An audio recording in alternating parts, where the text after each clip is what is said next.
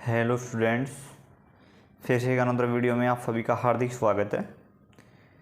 आज हम एक्सरसाइज 14.1 के क्वेश्चन नंबर 15 से स्टार्ट करेंगे और इसके जो रिमेनिंग क्वेश्चन है 25 तक सभी को हम आज इसमें कंप्लीट करने की कोशिश करेंगे। तो देखिए, आइए हम सॉल्व करते हैं। क्वेश्चन 15 में आपको दिया हुआ है कि ताश के 5 पत्तों ईंट का दहला, गुलाम, बेगम, बादशाह और इक्का को पलट करके अच्छे प्रकार फेंटा जाता है। फिर में से याद से एक पत्ता निकाला जाता है कि आपके पास ईंट का दहला है, गुलाम है, बेगम है और बादशाह है। तो उनको जैसे हम हाथ में लेके से मिला दिए, ठीक है। अब उसमें से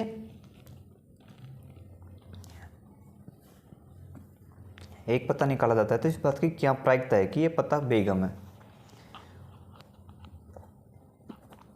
सॉल्यूशन की अगर हम बात करें, प्रोबेबिलिटी ऑफ ई, टोटल पत्ते हमारे पास क्या हैं? 5, बेगम है 1, तो बेगम होने की प्रायिकता हो जाएगी हमारे पास 1/5। इसी का जो सेकंड पार्ट है उसके अंदर हम बात करते हैं। यदि बेगम आती है तो उसे अकेला रख दिया जाता है। भाई अगर जैसे हमने 5 पत्ते हैं, दहला है, गुलाम है, बेगम है, बादशाह है, इक्का है, उसमें से अगर बेगम आ रही है तो बेगम को निकाल के साइड में रख दिया, तो हमारे पास पत्ते कितने बचे? अब बचे हमारे पास 4 पत्ते बचे हैं ना। यदि बेगम है आती है तो उसे अलग रख दिया जाता है और एक अन्य पत्ता निकाला जाता है। इसकी क्या प्रायिकता है कि निकाला गया दूसरा पत्ता इक्का है। तो देखिए, प्रोबेबिलिटी ऑफ ई, बेगम आई थी, बेगम को हमने बाहर रख दिया, फिर हमारे पास पत्ते कितने बचे? 4। अब इसकी क्या प्रायिकता है कि दूसरा निकाला गया पत्ता एक इक्का है, 1/4, ठीक है।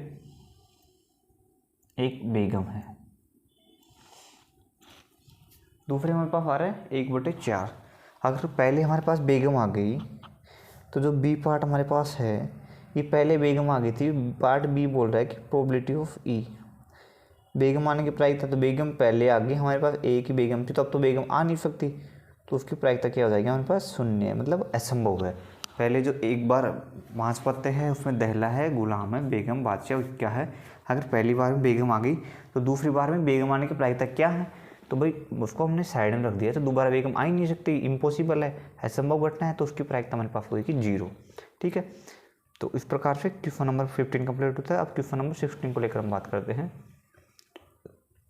क्वेश्चन 16 में आपको दिया हुआ है कि किसी कारण 12 खराब पेन 132 अच्छे पेनों में मिल जाते हैं। केवल देखकर नहीं बताया जा सकता कि कोई पेन खराब है या अच्छा है। इसी मिश्रण में से एक पेन यादृच्छिक निकाला जाता है। निकाले गए पेन की अच्छा होने की प्रायिकता ज्ञात कीजिए। सॉल्यूशन को अगर हम बात करें तो इसमें क्या हो जाता है कि प्रोबेबिलिटी ऑफ ई, निकाले गए पेन के अच्छा होने की प्रायिकता, अच्छे पेन कितने हैं? 132, टोटल पेन कितने हो गए? 132 + 12, ठीक है। यही चल रहा है ना हमारे पास।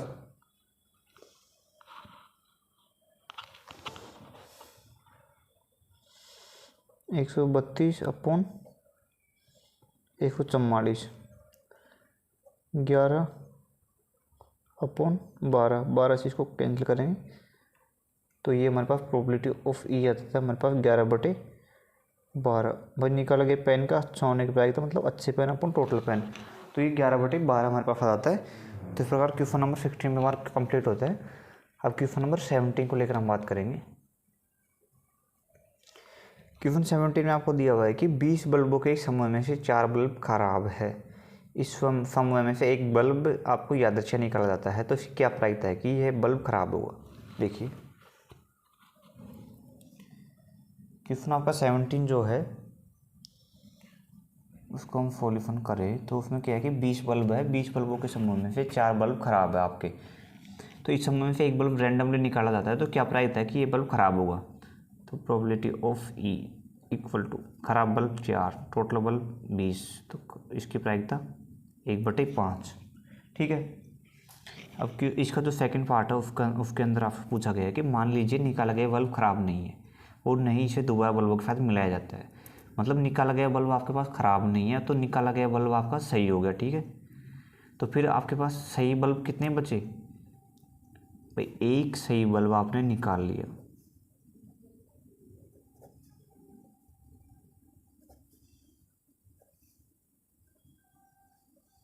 निकाल कर बाहर रख दिया,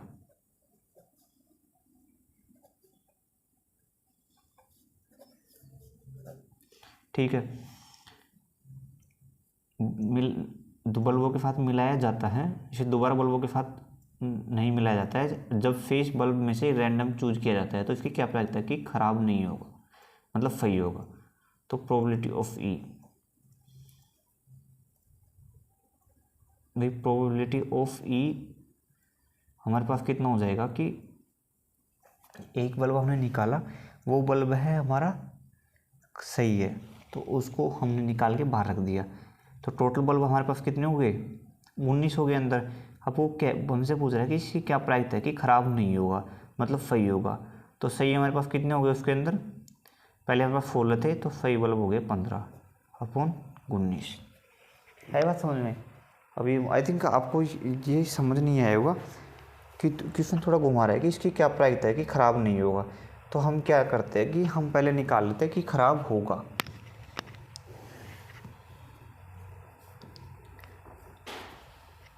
इसमें क्या हुआ कि आप इससे समझ लीजिए, नहीं कन्फ्यूज हो गए कि उसमें क्या हुआ था, टोटल 20 बल्ब थे, उसमें से एक बल्ब हमने निकाल लिया था और वो बल्ब सही था, उसको बाहर रख दिया। अब हमारे पास पूरे बल्ब हो गए अंदर 19। अब क्या हो रहा है कि 4 बल्ब हमारे पास ऑलरेडी ख़राब है, तो हमारे पास सही बल्ब कितने हैं, 15। तो वो कह रहा है कि जब बल्ब को निकाला जाता है तो उसकी क्या प्रायिकता है कि वो ख़राब नहीं होगा, मतलब सही होगा। तो सही होगा तो मतलब अनुकूल हमारे सही है अपन कुल, तो 15 बल्ब हमारे सही है, टोटल बल्ब हमारे पास 19 है, तो ये हो जाता है 15/19। इस प्रकार से ये क्वेश्चन आपका कंप्लीट होता है। अब हम आगे क्वेश्चन नंबर 19 को लेकर बात करते हैं। 18 को मैंने अब यहाँ पे नहीं लिखा है, वो मैंने इसके आगे वाले पेज के ऊपर बताया, क्योंकि यहाँ पे स्पेस उसके लिए कम आ रहा था, तो मैंने यहाँ पे पहले 19 को आपके लिए बता दिया। तो क्वेश्चन नंबर आप 19 को देखिए। सॉल्यूशन, एक बच्चे के पास ऐसा पासा है जिसके फलकों पर निम्नाक्षर अंकित है, ये ए बी सी डी और ई और ए। इस पासे को एक बार फेंका जाता है, इसकी क्या प्रायिकता है कि ए प्राप्त होगा। तो प्रोबेबिलिटी ऑफ ए, मतलब ए आने की प्रायिकता, तो ए प्राप्त होगा मतलब ए कितने हमारे पास 2, टोटल कितने 6, 1/3। ए आने की प्रायिकता होगी हमारे पास 1/3। जो सेकंड पार्ट है उसके अंदर आ जाता है कि प्रोबेबिलिटी ऑफ डी, डी प्राप्त होने की प्रायिकता कितनी है 1/6, तो डी आने की प्रायिकता हमारे पास हो जाती है 1/6। ठीक है। अब क्वेश्चन नंबर 18 को लेकर, जिससे पहले का है उसको लेकर हम नेक्स्ट पेज पे बात करते हैं। देखिए काफ़ी अच्छा क्वेश्चन है, इसको आप आराम से देखिए। क्वेश्चन में आपको दिया हुआ है कि एक पेटी है, उसमें नंबर डिस्क है, उनके ऊपर 1 से 90 तक संख्या अंकित है, 1 2 3 4 अप टू आपके 90 तक अंकित है इनके ऊपर। ठीक है। तो यदि इस पेटी में से एक डिस्क को रैंडमली आपके चूज कर रहे हैं तो इसकी क्या प्रायिकता है कि डिस्क पर अंकित 2 अंकों की संख्या होगी। तो प्रोबेबिलिटी ऑफ ई, 2 अंकों की संख्या, 2 अंकों की संख्या मीन्स 4 से 9 या आपके 10, तो ये 2 अंकों की संख्या आपके पास हो जाती है 10 से लेके 10 11 से लेके 90 तक। तो ये टोटल कितनी हो जाती है आपके पास, हो जाती है ये 90 हो जाती है ना। सॉरी, ये आपके पास 1 से 90 तक 90 संख्या होगी, 9 को उठाएंगे तो मतलब 81 हो जाती है, 81/90 हो जाती है, तो ये 9/10 हो जाती है। ठीक है। इसी प्रकार जो सेकंड पार्ट है उसकी प्रोबेबिलिटी ऑफ ई की हम बात करेंगे, तो हमारे पास आ गया एक पूर्ण वर्ग संख्या, मतलब पूर्ण वर्ग संख्या मतलब 3 का 4, ये जो 4 है एक 9 है, मतलब उनका रूट निकाले तो पूर्ण वर्ग संख्या, पूर्ण संख्या है 4 है 9 है 16 है 25 है, ऐसे ऐसे करके आपके लास्ट में आता है 81 ना, 25, इसमें आप देख लो 25 है 36 है 49 है 64 है और ये 81 है। ठीक है। तो ये टोटल कितनी हो जाती है हमारे पास, 9 हो जाती है, 9/90 हो जाता है आपके पास 1/10। क्वेश्चन नंबर 3 आ जाता है प्रोबेबिलिटी ऑफ ई 5 से विभाज्य संख्या है, मतलब 5 10 15 20 25 30 35 40 45, 50, 55, 60, 65, 70, 70, 75, 70, 75, 80, 85 और आपके पास आ जाता है 90। 1 2 3 4 5 6 7 8 11 12 13 14 15 16 17 18, मतलब टोटल आपके पास आ जाती है 18 ना। तो ये पूर्ण वर्ग संख्या होती है 18/90 आ जाती है। तो ये आपके पास आ जाती है 1/5। समझ रहे हो आप, 1/5 ये मान आता था आपके पास, है ना। तो इस प्रकार से क्वेश्चन नंबर 18 आपके पास कंप्लीट होता है। और 19 हम प्रीवियस इसके तो पहले हम 19 हम कर चुके। और क्वेश्चन नंबर जो 20 है उसको लेकर हम बात करेंगे। तो देखिए, देखते हैं। क्वेश्चन नंबर जो 20 है वो मैंने पहले से ही राइट डाउन कर रखा है। देखिए क्वेश्चन में हमको दिया हुआ है कि मान लीजिए एक फास्फेकी को आकृति 14.6 में दर्शाई आयताकार चित्र में यादृच्छिक रूप से गिराते हैं। इसकी क्या प्रायिकता है कि वह पासा 1 मीटर व्यास वाले वृत्त के अंदर गिरेगा।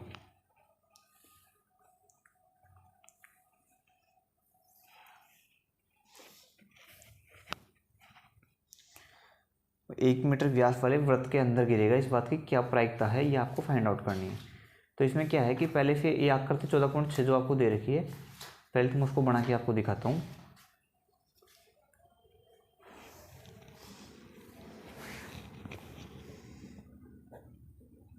ये ऐसे है, इसमें जो वृत्त हो गया इसका जो डायमीटर वो है 1 मीटर, ठीक है। इसकी जो ये है लंबाई है इसकी, ये दे रखी है आपको 3 मीटर। इसकी चौड़ाई है वो आपको दे रखी है 2 मीटर। तो इसमें आपको अगर पासे को गिरा रहे हो तो क्या प्रायिकता है कि वृत्त के अंदर गिरेगा। तो फोलिफन हम करेंगे तो क्या होगा, प्रोबेबिलिटी ऑफ ई बराबर इस वृत्त का क्षेत्रफल अपॉन है इस पूरे आयत का क्षेत्रफल। तो वृत्त का क्षेत्रफल क्या हो जाएगा, इसका व्यास 1 मीटर है तो त्रिज्या इसकी 1/2 हो जाएगी, ठीक है। पाई आर स्क्वायर अपॉन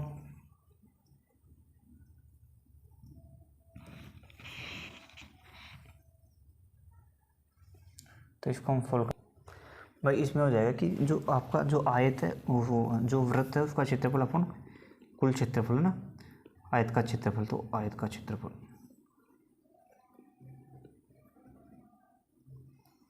ठीक है बराबर पाई/4 हो जाएगा, ठीक है। 2 का स्क्वायर 4 गुना आयत का क्षेत्रफल कितना हो जाएगा, लंबाई गुना चौड़ाई 2 गुना 3, ठीक है। तो ये हो जाएगा पाई/24, ये आपकी प्रायिकता हो जाती है, मतलब प्रोबेबिलिटी ऑफ ई बराबर हो जाएगा पाई/24। इस प्रकार से आपका क्वेश्चन नंबर 20 है वो कंप्लीट होता है। और इसके अंदर आपको स्टार मार्क कर रखा है कि ये क्वेश्चन आपके जो बोर्ड एग्जाम है उसके अंदर नहीं आएगा। सीखने के लिए, नॉलेज के लिए अच्छा है, लेकिन उसमें ये नहीं आएगा, ये आपको बता रखा है। तो आप तो ऐसे ईजी है, आप लोग आराम से कर लोगे इसको। आगे क्वेश्चन नंबर 21 को लेकर हम बात करते हैं। देखिए क्वेश्चन नंबर जो 21 है वो उसमें हमको दिया हुआ है कि 144 बॉल पेनों में से 20 बॉल पेन खराब है और शेष अच्छे है। आप वही पेन खरीदना चाहेंगे जो अच्छा है, परंतु खराब पेन आप खरीदना नहीं चाहेंगे। दुकानदार इन पेनों में से यादृच्छिक एक पेन निकाल कर आपको देता है। इसकी क्या प्रायिकता है कि आप पेन खरीदेंगे। मीन्स जो आपकी प्रोबेबिलिटी ऑफ ई है पेन खरीदने की प्रायिकता है, वो आप एक पेन निकाल रहा है तो मतलब आप खरीदेंगे तो उसकी प्रायिकता है कि पेन अच्छा होगा। तो जो अगर टोटल जो सही पेन है, मतलब आप खरीदोगे अगर सही पेन है अपन टोटल पेन, ठीक है। सही पेन होगा मतलब 144 पेनों से 20 पेन खराब है, मतलब 124 तो आपके सही है अपन 144। तो ये इसको हम सोल्व करेंगे 31/36 आपके आ जाता है। इसकी जो प्रायिकता है प्रोबेबिलिटी ऑफ जो इसका सेकंड पार्ट है उसमें प्रोबेबिलिटी ऑफ ई, आप वह पेन नहीं खरीदेंगे मीन्स खराब पेन है अपॉन 144, ठीक है। तो ये हो जाएगा आपके पास 5/36 कि हम उस पेन को नहीं खरीदेंगे। इस प्रकार से जो क्वेश्चन नंबर 22 है वो यहाँ पे हमने नहीं लिखा है, उसको नेक्स्ट वीडियो में हम कंप्लीट करेंगे आगे। इसमें क्वेश्चन है 23 क्वेश्चन वो जो 22 है उसको हम बेसिकली आपको लास्ट में अच्छे से एक्सप्लेन करूँगा इसके जो क्वेश्चन नंबर 24 के बाद में। क्वेश्चन नंबर 23 में हमको दिया हुआ है कि एक खेल में एक सिक्के को 3 बार उछाला जाता है और प्रत्येक बार का परिणाम लिख लिया जाता है। ठीक है, एक सिक्का हो जाता है, ये सिक्का हो गया आपके पास, ये इसका टेल हो गया, ये इसका हेड हो गया। तो इसको 3 बार उछालते हैं हम, तो हर बार का परिणाम हम लिख लेते हैं। तो इसमें बेसिकली क्या होता है कि एक सिक्के को आप 3 बार उछालने पर उसके जो परिणाम है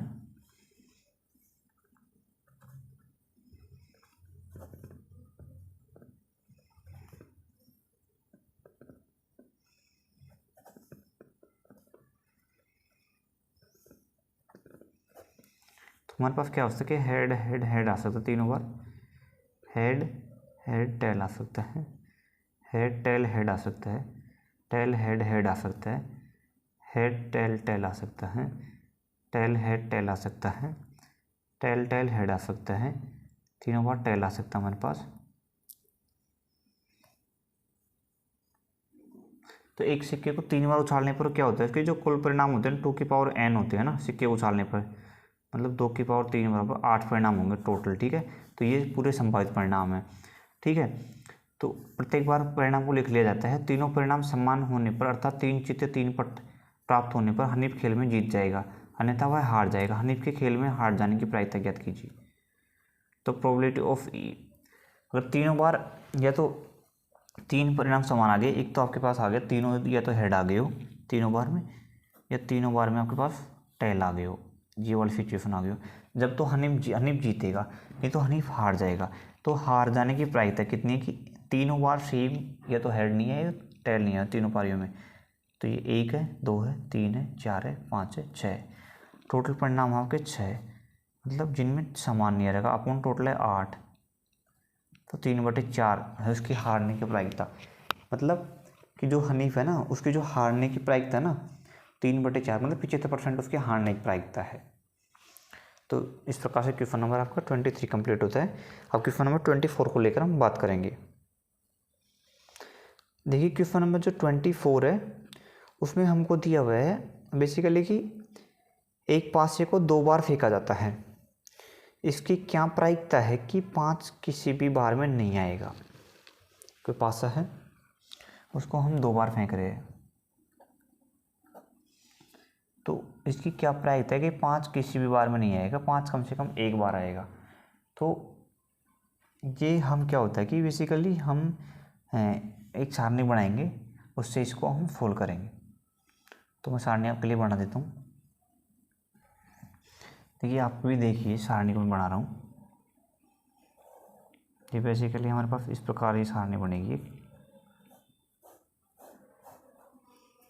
ऐसे फिर होता है 1 2 3 4 5 6, 1 2 3 4 5 और ये 6, इस प्रकार से सारणी बनती है हमारे पास। तो ये हो जाता है 1 1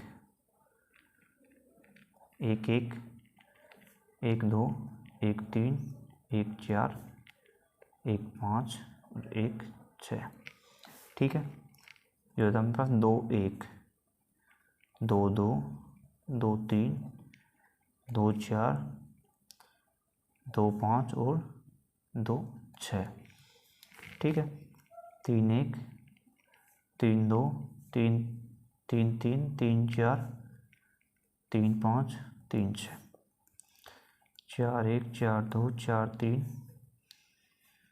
तो ये ऐसे चलता है, इसमें बीच में आपको वहाँ भी लगाएंगे 1 6। ठीक है, 2 1 2 2 2 3 2 4 2 5 2 6 3 1 3 2 3 3 3 4 3 5 3 6 4 1 4 2 4 3 4 4 4 5 और 4 6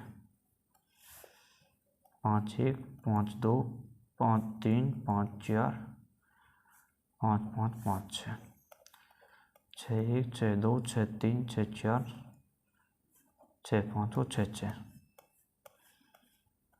ठीक है, 5 1 5 2 5 3 5 4 5 5 5 6। तो ये हो जाता है। तो इसमें अब आप देखिए जिसका क्वेश्चन नंबर जो 22 था वो भी हम यहीं से कंप्लीट करेंगे और ये क्वेश्चन भी हम यहीं से कंप्लीट करेंगे।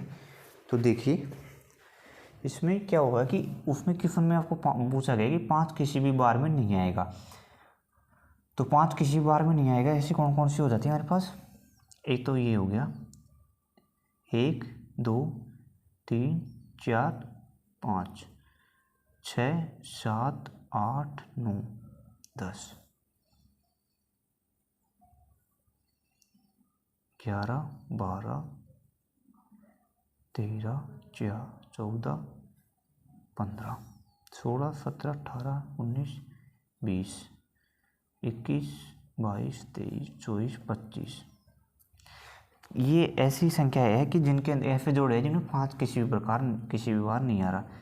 मतलब जो प्रोबेबिलिटी ऑफ ई हो जाएगा आपके पास वो हो जाएगा कि 5 नहीं आ रहा हो,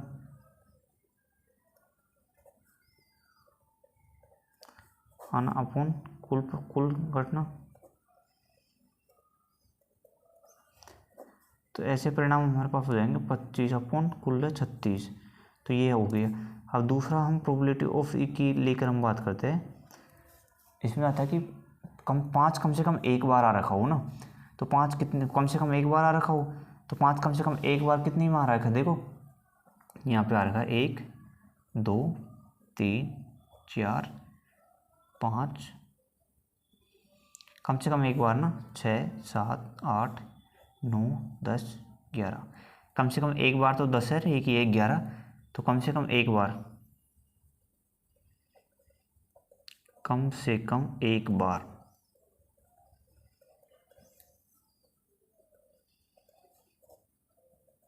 आया हो अपॉन कुल परिणाम इक्वल टू 5 कम से कम एक बार आया हो, तो ये परिणाम हो गया आपके 11 अपॉन टोटल 36। तो 11 अपॉन 36 हमारे पास ये हो जाता है। अब क्वेश्चन नंबर जो 22 था वो हमारे पास बेसिकली क्या था कि जो ये संख्याएं थी ना, इनके एक सारणी बना रखी थी, उसको हमको कंप्लीट करना था कि जो अंकों का योग था वो दे रखा था।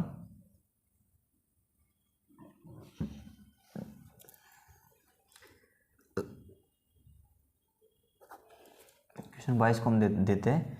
तो उसमें क्या दे रखा था कि अंकों का योग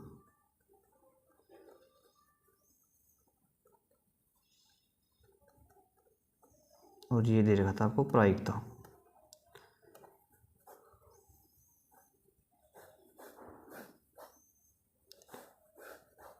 ये आपको दे रखा था 1 अंकों का योग मतलब 2 3 4 5 6 7 8 9 10 11 12।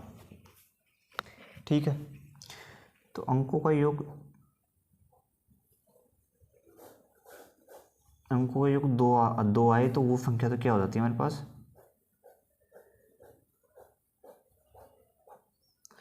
अंकों का योग 2 आए तो वो तो होगा एक बार 1/36। मतलब अंकों का योग 2 अपॉन कुल परिणाम। 3 आए तो 2/36, 4 आए तो 3/36, 5 आए तो 4/36, 6 आए तो 5/36, 7 आए तो 6/36। ठीक है। 8 आए तो फिर से ये 5/36, फिर 4/36, फिर 3/36, फिर 2/36 और फिर 1/36। ये आपको क्या करना है कि 8 तो 6 तक 7 तक तो आपको एक कम करके चलना है। 2 तो 1, 3 है तो 2, और फिर 8 से 5 4 3 2 1 2 3 4 5 6 5 4 3 2 1, ये सारणी आपको बना रखी थी। तो इस प्रकार से क्वेश्चन 24 के बाद में 22 भी हमारा कंप्लीट होता है। अब आगे क्वेश्चन इसमें बचता है हमारा 25। वो बेसिकली क्या है, बिल्कुल थ्योरी बेस्ड क्वेश्चन है। तो मैंने इसको यहाँ पे मतलब कि लिखने के हिसाब से मैंने उसको लिखा नहीं है, मैं आपको उसको नेक्स्ट वीडियो में ऐसे ही करवा दूंगा। ये थ्योरी का क्वेश्चन है, आप खुद भी समझ लोगे। तो क्वेश्चन यहाँ तक आपको देखने के लिए, आप सभी का वीडियो को देखने के लिए धन्यवाद। चैनल पे देखो यार, बहुत मेहनत लगती है ना, मेरे जो ऑफिस का भी टाइम होता है उसमें से टाइम निकाल के आपके लिए भी क्लासेस रिकॉर्ड करनी होती है रात को। तो आप सभी मतलब आप सभी से मतलब आग्रह रहेगा, रिक्वेस्ट रहेगी कि वीडियो को देखिए, फुल देखिए, दोस्तों के साथ शेयर कीजिए, चैनल को सब्सक्राइब कीजिए। ये सब क्या हम हमको लाइक भी कीजिए वीडियोज़ को, इससे हमको मोटिवेशन मिलता है। तो जिससे कि रात को भी आपके लिए जग के कंटेंट तैयार करके कि ऑफिस के टाइम में से टाइम निकाल के, अपने जो पर्सनल लाइफ का टाइम है उसमें से टाइम निकाल के, कि किस प्रकार भी अगर स्टूडेंट्स का कुछ भी, अगर 2 स्टूडेंट का भी भला कर सकता हूँ तो मेरे लिए अच्छी बात होगी। तो आप सभी का इतने पेशेंस के साथ सुनने के लिए धन्यवाद। और अंत तक बने रहने के लिए आप सभी का शुक्रिया। और आगे वीडियोज में आपको एक्सरसाइज और रिमेनिंग है उनको लेकर हम बात करेंगे।